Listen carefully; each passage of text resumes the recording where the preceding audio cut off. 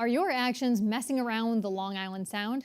It's likely that you don't think about the sound when you head to the Connecticut River, but things that we do here have sometimes meant bad news for animal life and the environment there. That's partly because sewer makes its way into the rivers here and then heads downstream. But how much sewer? Well, a new water quality testing program might hold answers. Andrew Fisk, director of the Connecticut River Conservancy, and Joshua Schimmel, executive director of Springfield Water and Sewer Department, explained. Well, I think it's kind of the nexus of a couple things happening. One, we're in the process of receiving a new pollution discharge permit from EPA and Mass DEP. And then two, there's a EPA-driven strategy about improving water quality in Long Island Sound. And some of that strategy is looking to the watershed areas such as north of Connecticut, so Massachusetts, Vermont, New Hampshire, as part of the Connecticut River watershed. And so people living here who use the river might not think about the Long Island Sound, but because you're here, you're sort of thinking very locally, but there is an impact all the way downriver, right? Absolutely. So all four watershed states and other parts of all of Connecticut and then upstream in the Connecticut border all have some portion of responsibility for not only local water being clean, but also making Long Island Sound healthy.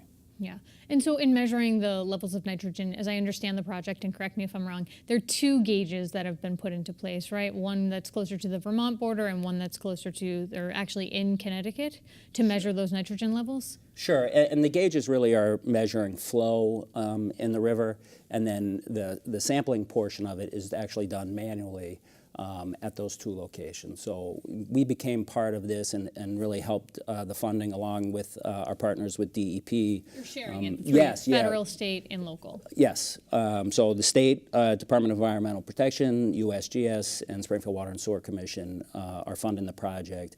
And it's really to gather more consistent, more accurate data and more timely data. A lot of the data being used to develop numeric limits for permits in order to clean up Long Island Sound is older data. So we really felt pretty strongly that it was important to take the lead in gathering new data that can help make sure any decisions that are going to be made in the upper section of the watershed to make sure that those decisions are based on current data. And so the strategy was to see what's coming into Massachusetts up in Northfield and to see what's leaving Massachusetts right over the border in Connecticut, and then you kind of have a mass balance of this is the Gazinta and this is the Gazouta, and then you can kind of figure out who's contributing what. Before I dig a bit more into the who's contributing and how, can we just talk, Andrew, about what the impact of nitrogen in the river is? Yeah, this is a conversation about nutrients. And so that's really the next place that we have to go, is figuring out when you're putting nutrients into our flowing river systems, what are they doing? How are they creating algae growth and good things happening for the critters that live in there, but sometimes too much is a bad thing. And so you'll have impacts both right here, where you can have a pollution or a nutrient input, whether it's a parking lot, a farm, a pipe. And then you'll also have an impact downstream, because nitrogen particularly will travel all the way to Long Island Sound. And then there it does good things, but it's also done too much of a good thing, which becomes a bad thing. And it kills fish and other animal life, correct? Yeah. Because I think when people hear the word nutrient, they think, oh, that's a good thing. When we talk about putting nutrients in our body, that's good. I think we could be a little more direct in saying that nutrient, we're talking about sewage, either partially treated or raw or other things. But for the city of Springfield and for your role, Josh, we're talking about when sewage gets into the river, right? And we know that Springfield's not the only community that's doing this, but you're here today, so we're having you talk about it. Yeah, well, we're the largest community, and I think it's also important to note that the river itself in Massachusetts is not impacted by nitrogen. It's actually, the impacts are in the salt water. And so there's a lot of sources of nitrogen, not just wastewater treatment plants, as Andy had said. There's non-point source, agricultural, urban runoff, et cetera. So it really is, it's a much more global issue. Being probably the largest contributor from a wastewater standpoint, we just figured we needed to kind of take the lead gathering the data. And it's data that we hope is going to be useful for everybody, not just other treatment plants, but for other organizations that are looking at water quality. And I think the other thing, too, is the nutrients themselves are not the toxic issue. It's the nutrients cause algal growth, and the algal growth itself is what causes a loss of oxygen in the aquatic environment in Long Island Sound. And that is the issue, hypoxia in Long Island Sound. And that loss of oxygen has a detrimental effect on plant life, animal life, fish life, et cetera. Andrew, I know you've been working on this issue a long time. What would you give, report card for the river right now? What would you say in our region? Well, I don't want to give it a grade, but I'm going to say that it's doing really, really well. We've made a tremendous amount of improvement. The environmentalists at wastewater treatment plants, all of us who've paid our utility bills, the river's in really, really good shape. But I think what we haven't done over the last 20, 30, 40 years is looked at this question of nutrients. That's really the next place that we're going, and we have to go there carefully. We got to go there with good information, and it's going to take time, and real big props to Springfield Water and Sewer Commission, because we've needed this information for a long time. And an organization like us, all we can do is sort of wave our arms and say, yeah. And Josh recognizes this and stepped in and said, let's get this done. So it's a great collaboration.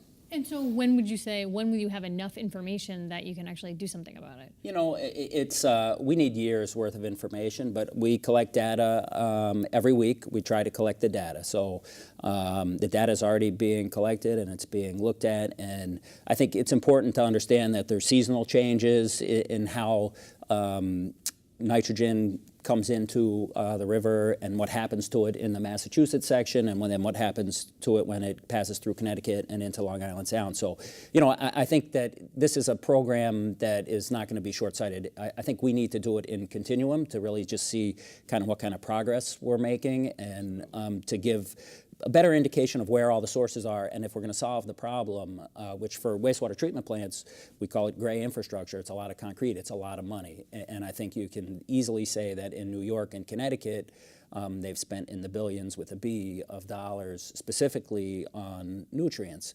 And so as the problem kind of is moving its way north, we want to make sure all the communities in Massachusetts, us being the largest one tributary to the Connecticut River, that if we're going to make decisions, we're going to make decisions based on kind of data that's relevant to Massachusetts and our particular segment of the river, to understand what the impacts are and what the other impacts are. If there's a solution that isn't gray infrastructure, whatever it may be, and it costs less and it has a better outcome, then we should be looking at that. So for us, it's a strategic decision for the overall good, but I think everybody wants to see the best outcome. It's very easy to look at wastewater treatment plants because we're a known entity. We have a pipe, but the reality is it's a very complex, riverine systems and then down into estuaries are very complex systems. To your point about other states having spent billions of dollars on this issue, as I understand it, there's sort of mixed reviews about the impact in terms of health that improvements that this has made on the Long Island Sound. To how do you spend billions of dollars on something but then not see the improvement that I'm sure your group would like to see? I think all of us want to see those improvements, and I think Long Island Sound itself is doing immeasurably better. One of this is it's the difficulty of the problem. It's a very complex ecosystem. A lot of these decisions are based on models and data, which is why we're working hard to get that information.